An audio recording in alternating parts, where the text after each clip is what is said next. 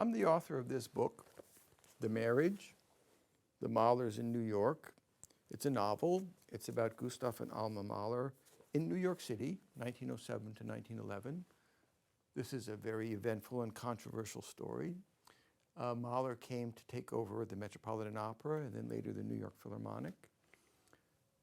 He was at a very difficult juncture in his life.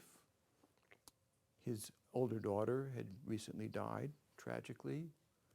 It was discovered that he had heart disease.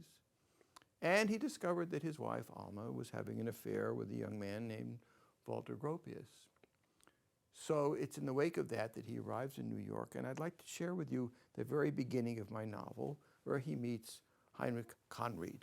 So Heinrich Conreid, who's the head of the Metropolitan Opera and who has induced Mahler to come across the Atlantic, is a somewhat ludicrous figure. He didn't know anything about opera. His background was in the German theater. So here we have Conreid awaiting the arrival of the Mahlers.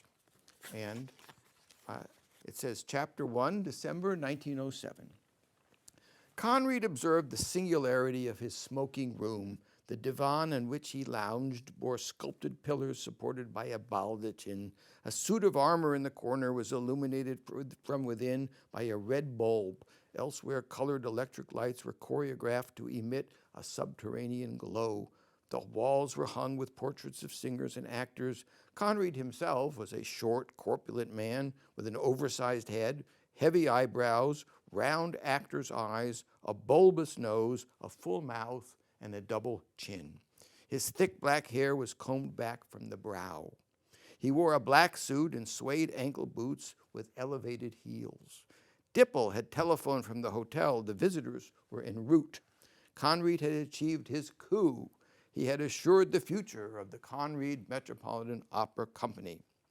A knock on the door announced their arrival. Dipple peeked in, then ushered into the room a man and a woman mutually striking in affect and appearance, and in all other respects strikingly disparate. The man was middle-aged, small, wiry, but worn. His long, beardless head, his high, sloping forehead, his tousled hair, his pointed skull and furrowed, sunken cheeks and narrow lips conveyed an anchorite's bristling, ascetic piety. His strong nose and piercing, troubled eyes, blinking behind rimless spectacles, inflicted a taut, ironic intellect and the certainty of a sharp tongue. The woman at his side was young enough to be his daughter, but was plainly the product of smoother genes and more privileged circumstances. Taller than her husband, buxom, erect, her head gracefully perched, she radiated mystery and ease.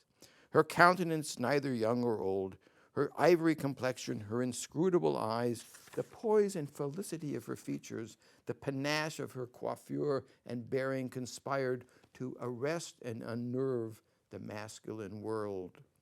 Conreid already knew the man. He knew, as all Vienna knew, that when tested, his brandest self-confidence could escalate to impatience and distemper or disintegrate into high-pitched vulnerability. The woman, whom Conreid did not and could never know, embodied a genus as clothed as the man was naked, a nature as self-aware as the man was self-engrossed. Her density of glamour cloaked a complexity of poise and insecurity, a blurred interior probably not understood even by herself, a foil or lure to counterbalance or counteract the man's self-evident powerfulness. Herr Mahler, welcome to the Metropolitan Opera House, Conreid exclaimed in German, and you are doubtless Madame Alma. He had laboriously arisen and with the assistance of 2 canes was limping towards his guests. Contorting his stocky body, redistributing the canes, he kissed the gloved hand of the exquisite Frau.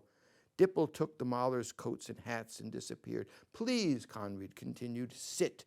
He collapsed back into the canopied divan. I apologize for the icy weather. It is December after all. Your hotel, it is satisfactory, I hope. Mahler sat on the very edge of the tasseled couch Conreid had indicated, while his wife, casually disclosing a pair of shapely ankles, luxuriated among a variety of cushions.